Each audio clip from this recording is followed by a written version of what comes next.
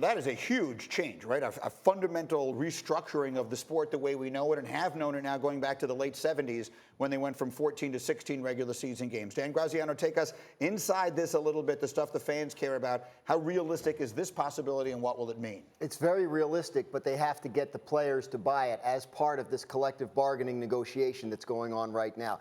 The next couple of weeks are very important. Even though there's 2 seasons left on the CBA, they want to get it done this year. Both sides want to get it done this year for a variety of reasons we can go into at another time. But what people need to know is, yes, the owners want 17 games. No, they're not all unified on that, nor do they know exactly how it's going to work or what it's going to take financially to get the players to agree to it. The players want a larger share of the revenue pie in the next deal. The question is, how much more would it take to get them to agree to that 17th game? So the first thing I will think of when I hear that is that people are going to be up in arms about player safety. We live in a time where player safety is of the utmost importance. Why are you laughing when I say that, Damien Woody?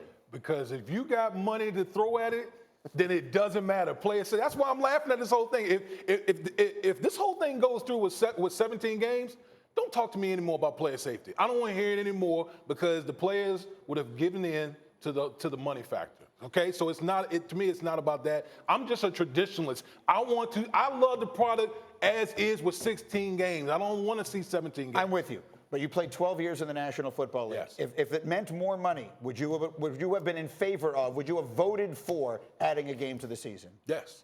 You would.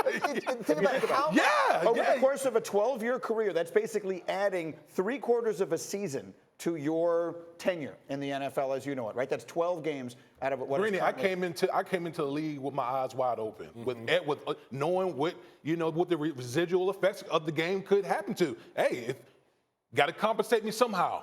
So the money it is. It's a lot more money, right? I mean, if you go from 47% of all revenue to 49%, you're talking about 2% of $16 billion.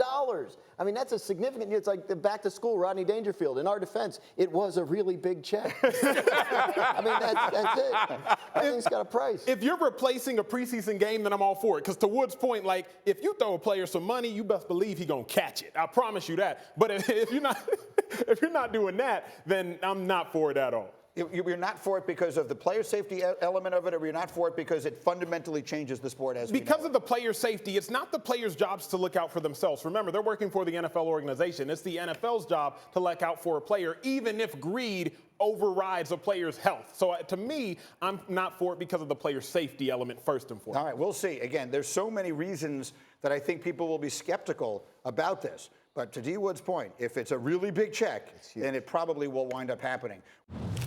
Thank you for watching ESPN on YouTube. For more sports and analysis, download the ESPN app, and for live streaming sports and premium content, subscribe to ESPN Plus.